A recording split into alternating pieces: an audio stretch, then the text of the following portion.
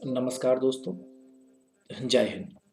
दोस्तों, जैसे कि आज मैं इस वीडियो को इसलिए लेके आया हूँ कि यहाँ पर हम ये जान सकें कि वो कौन कौन से रीजन हैं जिसकी वजह से भारत के किसान विदेशों में कंपटीशन नहीं कर पा रहे हैं। वो कौन कौन से रीज़न हैं जिसकी वजह से छोटे उद्योग धंधे भारत के नष्ट हो रहे हैं। आइए जानने की बात करते हैं। इसके लिए मैं आपके लिए 2 से 3 केस स्टडी लाया हूँ, उसकी बात करते हैं। मध्य प्रदेश में एक जगह है नीमच। नीमच में हमने राठौर राठौर किसानों से बात की। उन्होंने बताया कि वो लहसुन का उत्पादन करते हैं, लेकिन अब लहसुन उगाना राठौरों के लिए उतना फ़ायदे का सौदा नहीं रहा।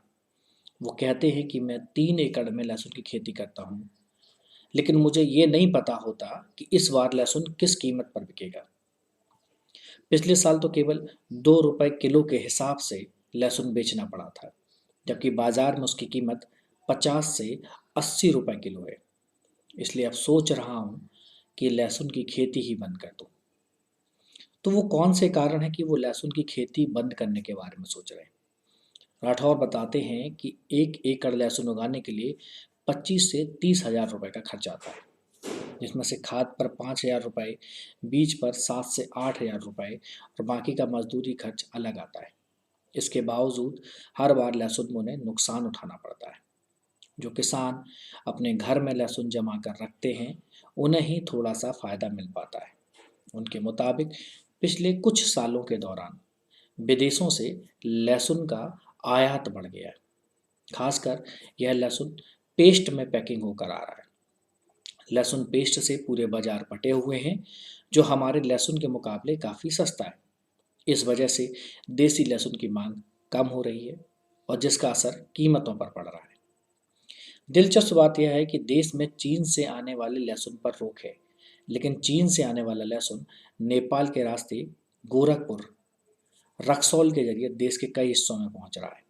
कई छोटी भारतीय कंपनियां भी इस सस्ते लहसुन का पेस्ट बनाकर पैक करके बाजार में बेच रही हैं। वैसे भी भारत में दूसरे देशों से लहसुन का आयात बढ़ता जा रहा है।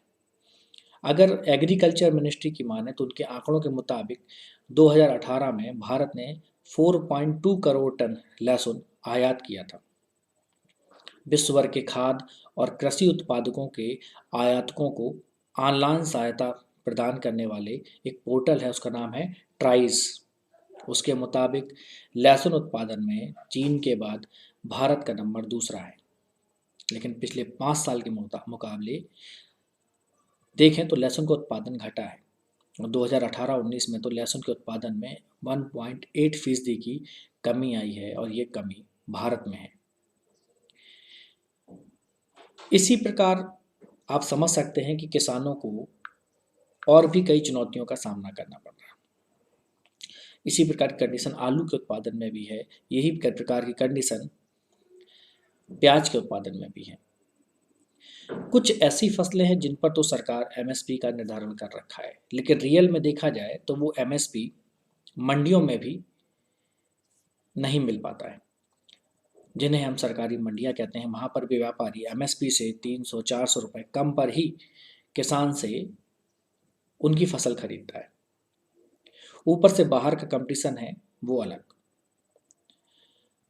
तो आइए दोस्तों जानते हैं कि इस करप्शन में क्या क्या वजह हैं। इस करप्शन के कई सारे कारण हैं। जो सबसे इम्पोर्टेंट कारण है वो है सरकारी तंत्र की लापरवाही। अगर सरकारी तंत्र सजग हो, जैसे हमारे एसडीएम, हमारे एडीएम, अगर हमारे डीएम सजग हों और सरकार ये तय कर दे कि एमएसपी से कम कीमत पर किसी भी हाल में कोई व्यापारी भी नहीं खरीदेगा, तो वहाँ से किसानों की स्थिति सुधरनी शुरू हो जाएगी। लेकिन आप जानते हैं, जो व्यापारियों का दबाव समूह है या प्रेशर ग्रुप है, वो किस प्रकार से सरकारों पर प्रेशर बना देता है कि सरकार इन चीज़ों पे दखल नहीं देती है। फिलहाल अब तो कुछ तो सरकार को सोचना होगा। इसी प्रकार का सरकार ने एक उदाहरण पेश किया है फ्री ट्रेड एग्रीमेंट से बाहर निकलने का। सरकार एक रीजनल फ्री ट्रेड एग्रीमेंट से या इन एफटीओ एग्रीमेंट्सों की अब समीक्षा कर रही है और वो देख रही है कि इनसे हमारे किसानों को काफ़ी ज़्यादा नुकसान हुआ है और हमारे देश का जो व्यापार घाटा है वो काफ़ी बड़ा है।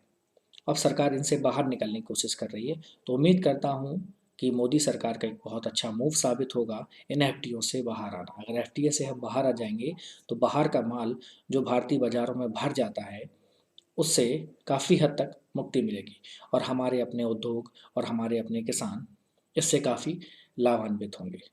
उम्मीद करता हूँ दोस्तों, एक छोटी सी लेकिन बहुत अच्छी जानकारी मैं आपके पास तक लाया। अगर आपको पसंद आए तो इस नॉलेज को और लोगों तक शेयर कीजिए ताकि ये जानकारी बहुत सारे लोगों तक पहुंच सके। उम्मीद करता हूं कि आप इस नॉलेज को ज़रूर शेयर करेंगे। Thank you. नमस्कार।